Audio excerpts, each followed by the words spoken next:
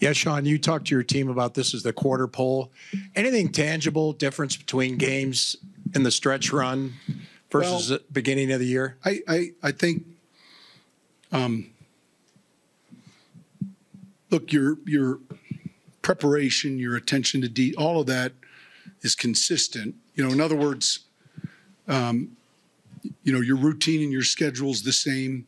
Obviously, you get this late in the season, there's more video on the opponent. But I don't think you're necessarily changing things because you're in this routine and look, when those games matter, there's a little bit of a heightened awareness, I would say. Coach, you had talked earlier, I think it might have been Monday, about the idea of possibly scripting plays in the second half. Yeah. Did that come to fruition? Well, I haven't scripted yet. We're not in the second half. Okay.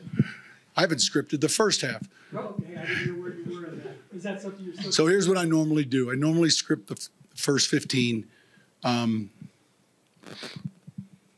Saturday morning, Saturday afternoon, obviously before the meetings, and then we go through it in the meetings. I'm not going to script the second half before the game starts, though. I would. No, I understand. I'll put 5 or 6 plays together Right. in at halftime, and then have my banana and go pee. We've asked you about Javonte and his recovery at several points this year. Where is he in your eyes right now, and how impressed have you been? Just Joe Lombardi was talking yesterday about he didn't necessarily know they could expect this much from him coming back from injury. Well, anytime you're a runner and you're coming off of an injury like he had, there is some unknown. To his credit, man, he's worked his tail off. A lot of that work took place well before me getting here, and it's a big reason why he got the Ed Block Courage Award. But we kind of saw it in training camp. All of us, myself included, a little bit, because in training camp you're not live, and you're a little uncertain as to where he's at. But he kept working, felt good, and he's doing well. Do you have a concern level about Samaje for Sunday? Nothing right now.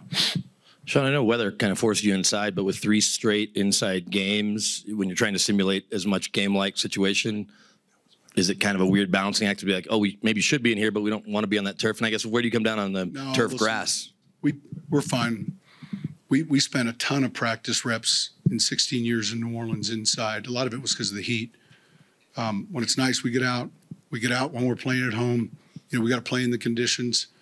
But it made a lot of sense today to just be in. We're going to be playing on it. So it's not a big issue. Coach, the team's remarkably healthy for this point in the season. We've been healthy. Is there something that you point to and credit that for?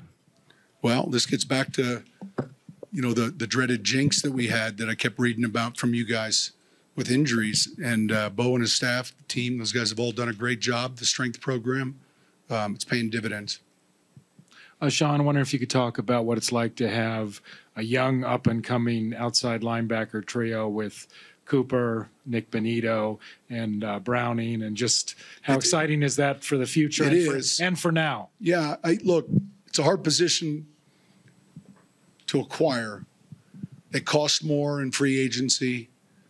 They're drafted earlier during the draft.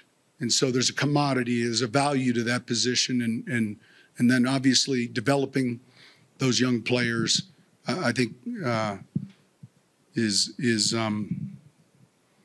important, and it's good to see the progress we're making, and I think that it's a hard position to find, so it's good to have them. Sean, a lot of players this week have talked about how all the miscues from last week were fixable. Like, what is for you? Like, what is the difference between like things that are fixable and maybe things that aren't as fixable that you're trying to get by? I think one thing that I've learned, and as a young coach, I was poor at this. When you're just getting started, you address everything always.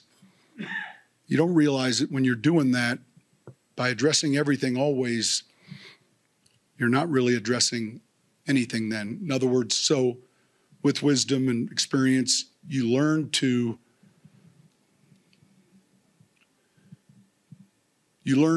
what to ignore and what to clean up and correct so that the points you're making are noticeable.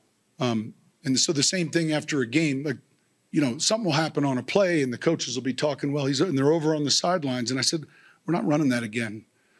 Stop. Let's get on to the net. You know, we'll clean that up next week.